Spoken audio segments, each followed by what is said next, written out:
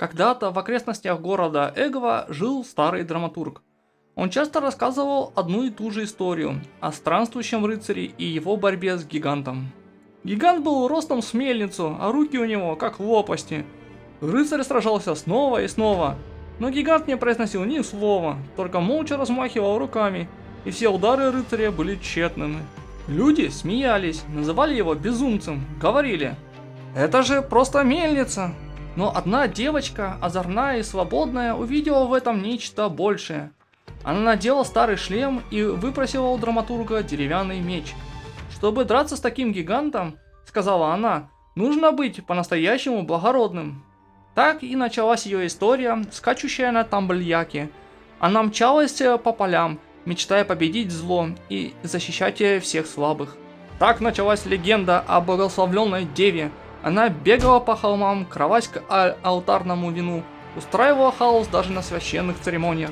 «Самая непоседливая девчонка в округе», — говорили. «Ей не по пути с серьезной судьбой».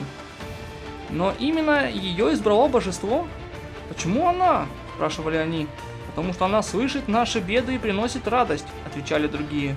Перед церемонией посвящения в душном зале она исполнила свой последний танец, как Кортесия. Имя это она спрятала глубоко в сердце.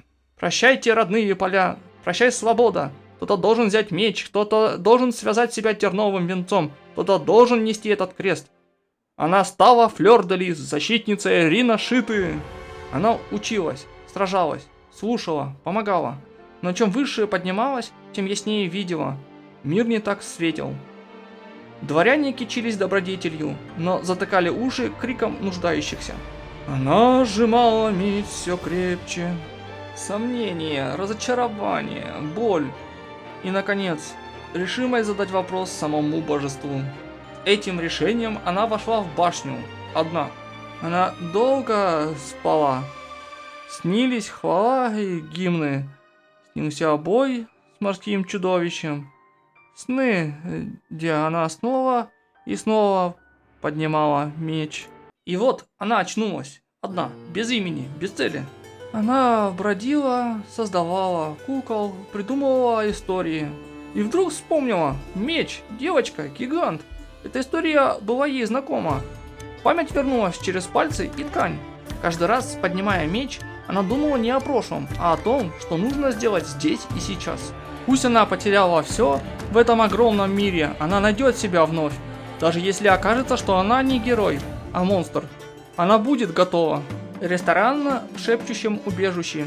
Девочка заказывает салат с ягодами вискума. Пробирается на кухню, наблюдает за поваром. Чуть больше ягод и еще ложечку меда. Спасибо. Эй, ты чего тут? Иди, жди снаружи. Шеф смотрит. Вдруг понимает. Лицо знакомое. Меня зовут Кортетия. Я странствующий рыцарь. Если вам когда-нибудь понадобится помощь, просто позовите.